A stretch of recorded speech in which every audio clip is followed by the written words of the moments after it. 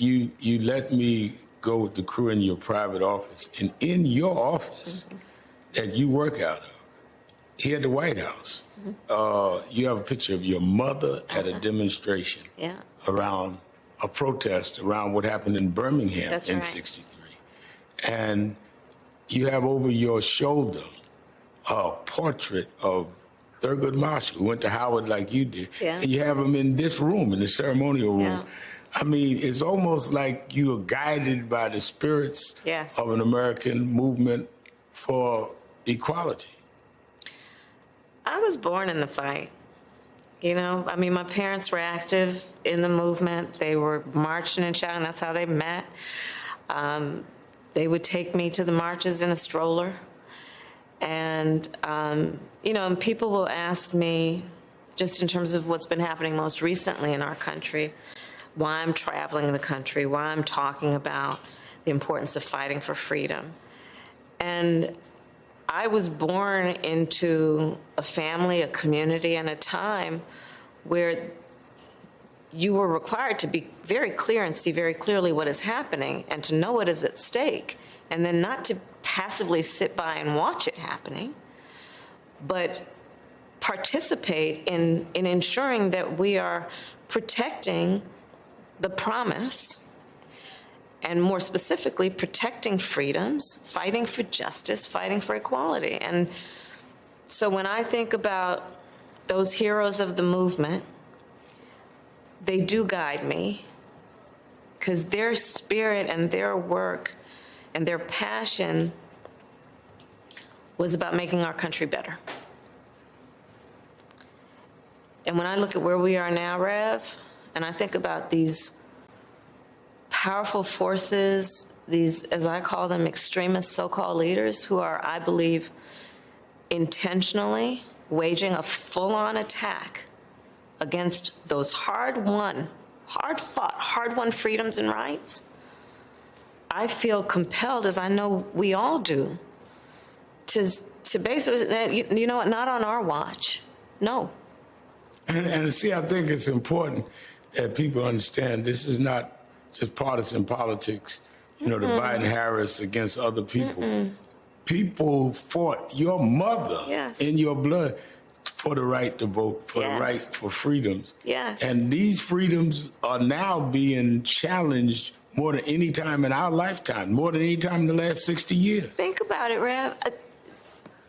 1964, 1965, Civil Rights Act, Voting Rights Act.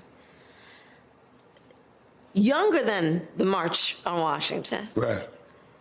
And the attacks against it, Shelby V. Holder in 2013, gutting the Voting Rights Act. People turning out in record numbers in 2020 to jump over the obstacles that have been created. Turning out in historic numbers, young voters, and then immediately thereafter, after that election, elected Joe Biden President of the United States and me Vice President of the United States, you could see systematically in states laws being passed to make it more difficult to vote early, banning drop boxes, making it illegal to give people food and water when they are standing in line to vote, to exercise their civic duty, which also requires me to also ask, Rev, what happened to love thy neighbor? The hypocrisy that is at play with so much of this stuff is rampant. Yeah. And so I think that when we look at this 60th anniversary of the March on Washington, it must be to commemorate an historic day in an historic movement, but it has to also compel us to understand the movement is not over. And we must recommit ourselves to what that was about, which again was a fight for freedom, for equality, for justice, for all people. And when I think about, you know, the ingredients of what happened that made that day so historic, I mean, you think about Bayard Rustin and A. Philip Randolph and King and Lewis and Dorothy Height. There was, for example, a merging of the fight for economic justice and civil rights and equality. There was multicultural involvement. There, people understanding that of all races and backgrounds and from all regions of the country, being there together, understanding we're all in it together.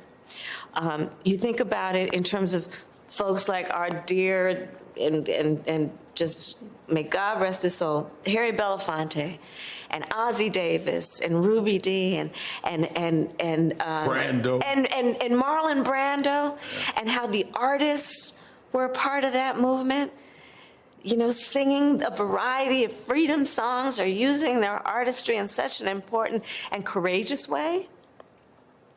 So I think about the commemoration 60 years later as something that hopefully also calls on all of us to remember the ingredients that produced such important progress for our country, and that we look at that as a roadmap for what we need to do now. Talking about roadmap, I think about, from my studies, I was 7, 8 years old when the march happened. But my studies, Medgar had killed the month before. That's right. There had been the Freedom Riders with John Lewis. There had been moves by Dorothy Height.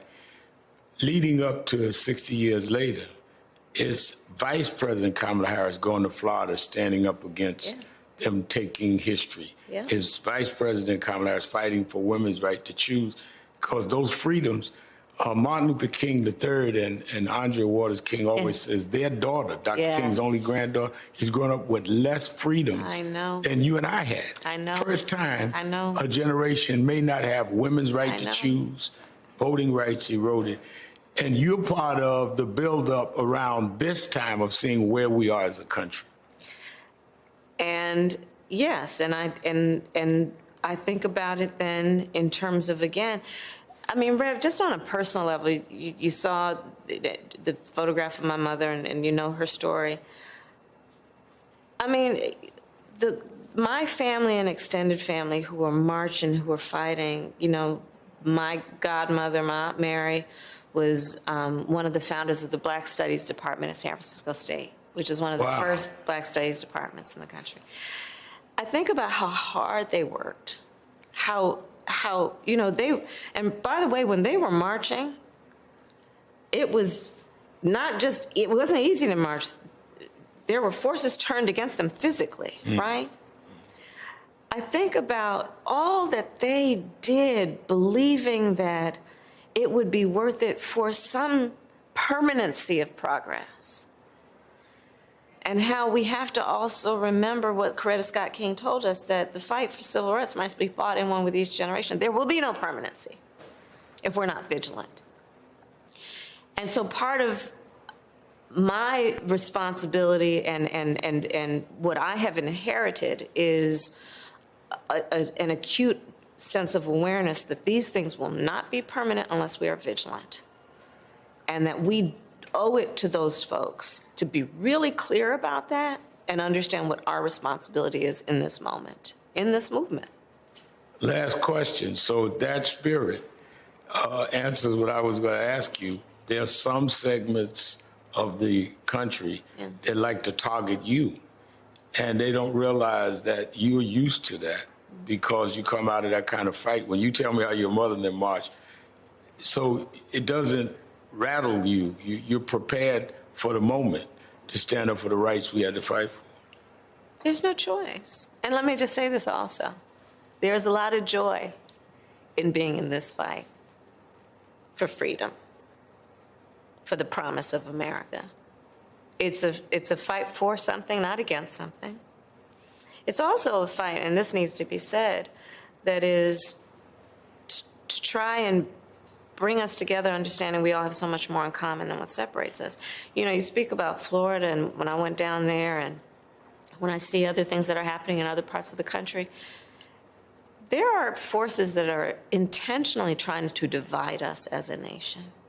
We need to be clear-eyed about that also.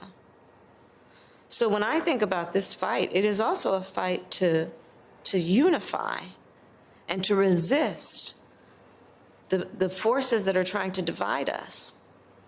You know, let's not be manipulated, and let us not be deterred We cannot be tired. We cannot be overwhelmed. But let us also, in this moment, understand the significance and the importance of bringing our country together around, again, foundational principles about who we are as America. And I say that as Vice President of the United States. Thank you, Madam Vice President.